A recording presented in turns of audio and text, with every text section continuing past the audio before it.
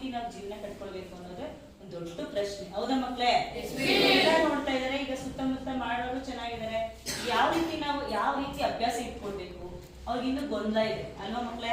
So ನೀವು ಇಲ್ಲಿ ಬಿಟ್ಟಿದ ತಕ್ಷಣ ಇಲ್ಲಿ ಈ ತರ ಇರ್ತೀರಾ, ಜಸ್ಟ್ ಗೇಟ್ ದಾಟಿದ ತಕ್ಷಣ ಅಂಗಡಿ ಅಟ್ರಾಕ್ಷನ್ ಆಗುತ್ತೆ. ಹೌದಾ? ಅಲ್ಲಿ 10 ರೂಪಾಯಿ ಇದ್ರೆ 10 ರೂಪಾಯಿನ ಖರ್ಚು ಮಾಡ್ತೀವಿ. ಈ ರೀತಿ ಆಗ್ತಾ ಇದೆ. ಹೌದಾ ಇಲ್ವಾ?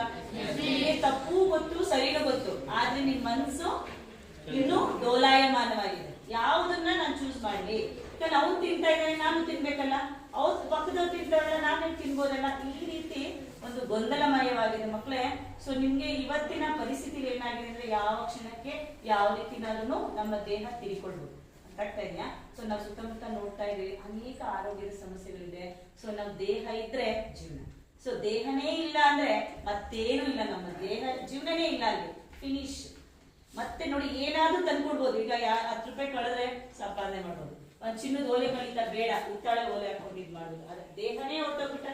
ಸೊ ದೇಹದ ಅಂಗಗಳೇ ಒಂದು ವ್ಯತ್ಯಾಸವನ್ನ ಕಂಡ್ರೆ, ಈಗ ಹೃದಯ ತನ್ನ ಕೆಲಸ ನಿಲ್ಸಿದ್ರೆ, ಲಂಗ್ಸ್ ತನ್ನ ಕೆಲಸವನ್ನ ನಿಲ್ತ್ರೆ ಇಡೀ ನಮ್ಮ ಜೀವನವೇ ಇಲ್ಲ. ನಾವು ಇಷ್ಟು ಸುಂದರವಾದ ಜಗತ್ತನ್ನ ನೋಡ್ತಾ ಇದ್ದೀವಿ, ಇಷ್ಟು ಸಂತೋಷವನ್ನ ಪಡ್ತಾ ಇದೀವಿ, ಒಳ್ಳೆ ಊಟ ಮಾಡ್ತಾ ಇದೀವಿ, ಒಳ್ಳೆ ನೋಟ ನೋಡ್ತಾ ಇದೀವಿ. ಹೌದಲ್ವಾ? ಸೊ ಇದೆಲ್ಲ ಸಾಧ್ಯ ಆಗ್ತಾ ಇದೆ. ಇದನ್ನ ಬಹಳಷ್ಟು ಈಗ ನಮ್ಮ ಹಿರಿಯರೆಲ್ಲ ನೋಡಿದಿರಲ್ವಾ, 100 ವರ್ಷ ಅವರು ಪುಣ್ಯವಂತರು, ನಿಜವಾಗ್ಲೂ ಅವರು ಪುಣ್ಯವಂತರು.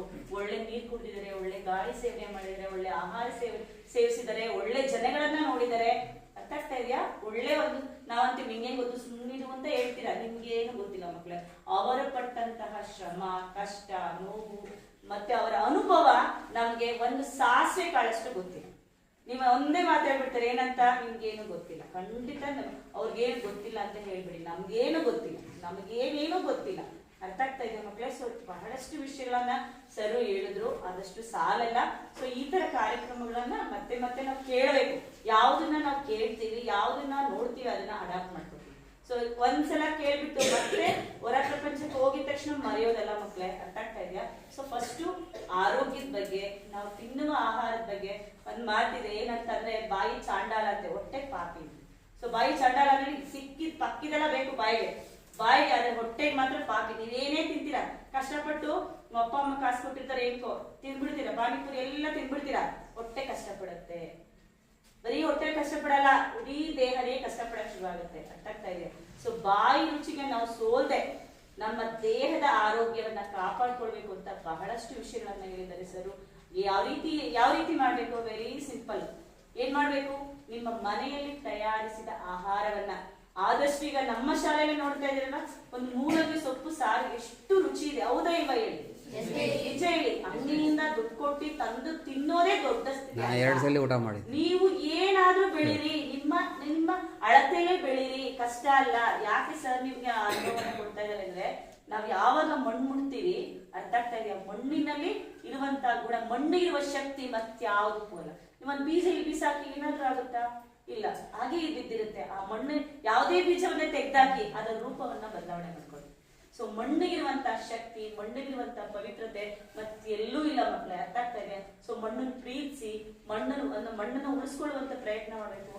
ಆದಷ್ಟು ನಮ್ಮಲ್ಲಿ ಎಷ್ಟಾಗುತ್ತೋ ಅಷ್ಟು ನಿಮ್ಮ ಕೈ ತೋಟಗಳನ್ನು ಎಷ್ಟು ಮಾಡಿದರೆ ನಿಮ್ಮ ಮನೆಗಳಲ್ಲಿ ಎಷ್ಟು ಇದೆ. ನಮ್ಮ ಕೈ ತೋಟದಲ್ಲಿ ನಾನು ಇವತ್ತು ಬದನೆಕಾಯಿ ಕಿತ್ಕೊಂಡು ಹಾಕ್ತೆ, ಅಥವಾ ಅದನ್ನ ಆಸ್ವಾದನೆ ಮಾಡಿ ರುಚಿಯನ್ನ ಅನುಭವಿಸ್ತೀನಿ. ಆವಾಗ ಏನಾಗುತ್ತೆ? ಎಲ್ಲ ಜೀರ್ಣರಸಗಳು ಸರಿಯಾದ ರೀತಿಯಲ್ಲಿ ಉತ್ಪತ್ತಿ ಆಗುತ್ತೆ, ಆಹಾರ ಕೂಡ ಜೀರ್ಣ ಆಗುತ್ತೆ. ಇಲ್ಲಿ ಮೊಬೈಲ್ ಇಲ್ಲಿರುತ್ತೆ, ಕೈ ಇಲ್ಲಿರುತ್ತೆ, ಬಾಯಿಗೆ ಹೋಗ್ತಿರುತ್ತೆ, ಅದೆಲ್ಲ ಊಟ ಪ್ರೀತಿಯಿಂದ. ಆ ಎಲ್ಲಾ ಬಣ್ಣದ ವಸ್ತುಗಳನ್ನ ಭಗವಂತ ಕೊಟ್ಟಿದ್ದಾನೆ, ಆ ಕಣ್ಣಿಗೆ ನೋಡುವಂತ ಶಕ್ತಿ ಕೊಟ್ಟಿದ್ದಾನಲ್ವಾ? ಸೊ ಅದನ್ನ ಆಸ್ವಾದನೆ, ಎಲ್ಲಾ ಅಂಗಗಳು ಕೆಲಸ ಮಾಡ್ಬೇಕು. ಅರ್ಥ ಆಗ್ತಿದೆ? ನಾವು ಚಪಾತಿ ಅಗಿತಾ ಇದ್ರೆ ಚಪಾತಿ ಶಬ್ದ ಕೇಳಿಸ್ಕೋಬೇಕು ನಾನು. ಅರ್ಥ ಆಗ್ತದೆ ಹೇಳ್ತಾ ಇರೋದು? ಆ ಚಪಾತಿ ಕಣ್ಣಲ್ಲಿ ನೋಡ್ಬೇಕು, ಯಾವ ರೀತಿ ಸುಟ್ಟಿದ್ದಾರೆ, ಬೆಂದಿದ್ಯಾ ಇಲ್ವಾ, ಏನು ನೋಡಲ್ಲ, ತೆಗೆದು ಬಾಯಿ ಇಟ್ಕೊಳ್ತೀವಿ. ಹೌದಾ ಇಲ್ವಾ? ದಯವಿಟ್ಟು ಊಟವನ್ನ ಅನ್ನಪೂರ್ಣೇಶ್ವರಿ ಅಂತ ಕಣ್ಣಿಗೆ ಹೊತ್ಕೊಂಡು ಪ್ರೀತಿಯಿಂದ ಊಟ ಮಾಡಿ. ಅರ್ಥ ಆಗ್ತಾ ಇದೆಯಾ? ಬೆಳಿ ಬಿಡಿಲಿ ಊಟ ಮಾಡ್ಬೇಡಿ, ಮತ್ತೆ ಗಾಬರಿ ಊಟ ಮಾಡ್ಬೇಡಿ, ಟೆನ್ಷನ್ ಊಟ ಮಾಡ್ಬೇಡಿ. ಅದ್ರಲ್ಲಿ ಏನೋ ಟೆನ್ಷನ್ ಇರುತ್ತೆ, ನೋಡ್ತಾ ಇರ್ತೀರಾ, ಅವ್ನು ಯಾರೋ ಗುದಿತಾನೆ ಹಿಂಗೆ ಎತ್ಕೋ ಬಾಯಿಗೆ, ಈ ರೀತಿ ಮಾಡ್ಬಾರ್ದು. ಅರ್ಥ ಆಗ್ತಾ ಮಕ್ಕಳೇ? ಸೊ ಬಹಳಷ್ಟು ವಿಷಯ ಹೇಳಿದ್ದಾರೆ ಸರ್ಗೆ. ನಮ್ಮ ಅಶೋಕ್ ಸರ್ ಅವರು ನೋಡಿ, ಅವರ ಜೀವನ ಅನುಭವ ಬಹಳಷ್ಟಿದೆ. ಅರ್ಥ ಆಗ್ತಾ ಇದೆ ಹೇಳ್ತಾ ಇರೋದು? ಸೊ ಅವರ ಅನುಭವಗಳನ್ನ ನಾವು ಇನ್ನೂ ತಿಳ್ಕೊಳ್ಬೇಕು. ಈಗ ಎಷ್ಟೋ ವಿಚಾರಗಳನ್ನ ಮೂಲಾಧಾರ ಚಕ್ರ ಅವೆಲ್ಲ ನಾವು ಕೇಳಿದೀವಿ ಅಷ್ಟೇ, ಜಸ್ಟ್ ಕೇಳಿ ಆ ಪದಗಳನ್ನ ಪರಿಚಯ ಇದೆ ಅಷ್ಟೇ. ಅದು ಯಾವ ರೀತಿ ಕೆಲಸ ಮಾಡುತ್ತೆ, ಎಲ್ಲಿಂದ ಎಲ್ಲಿ ಕನೆಕ್ಷನ್ ಇದೆ ಅನ್ನೋದ್ರ ಬಗ್ಗೆ ನಮ್ಗೆ ಅರಿವು ತುಂಬಾ ಅಗತ್ಯ ಇದೆ ಮಕ್ಕಳೇ. ಸೊ ಸರ್, ಸತೀಶ್ ಸರ್ ಆಗಲಿ, ಅಶೋಕ್ ಸರ್ ಆಗಲಿ ಅದರಲ್ಲಿ ತೊಡಗಿದ್ದಾರೆ, ನಾವು ಅದ್ರಲ್ಲಿ ತೊಡಗಿಲ್ಲ. ನಾವು ತೊಡಗಿಸ್ಕೋಬೇಕು ಅಂದ್ರೆ ಅಂತಹ ಅನುಭವಗಳನ್ನ ನಾವು ಮತ್ತೆ ಮತ್ತೆ ಕೇಳಬೇಕು. ಸೊ ಮತ್ತೆ ಮತ್ತೆ ಬನ್ನಿ ಸರ್ ನಮ್ಮ ಶಾಲೆಗೆ ಮಾಹಿತಿಯನ್ನ ಕೊಡಿ. ಇಷ್ಟೊತ್ತು ನಿಮ್ಮ ಸಮಯವನ್ನ ನಮ್ಮ ಮಕ್ಕಳು ಅದೇ ಎಲ್ಲೋ ಯಾವ್ದೋ ಬಾಳೆಹಳ್ಳಿ ಶಾಲೆಗೆ ಹೋಗ್ಬೇಕಿತ್ತು ಈ ಒಂದು ವಿಷಯ. ಸೊ ಇವತ್ತು ನಮ್ಗೆ ಸಿಕ್ಕಿದೆ ಒಂದು ಒಳ್ಳೆಯ ಅವಕಾಶ ಅಂತ ಭಾವಿಸುತ್ತಾ, ಸೊ ಇಷ್ಟೊಂದು ವಿಷಯಗಳನ್ನ ಹೇಳಿದ್ದೀರಾ. ನಮ್ಮ ಶಾಲೆ ಪರವಾಗಿ ಮತ್ತು ಮುಖ್ಯೋಪಾಧ್ಯಾಯರ ಪರವಾಗಿ, ಎಲ್ಲರ ಪರವಾಗಿ, ಮಕ್ಕಳ ಪರವಾಗಿ ನಿಮಗೆ ತುಂಬ ಧನ್ಯವಾದ.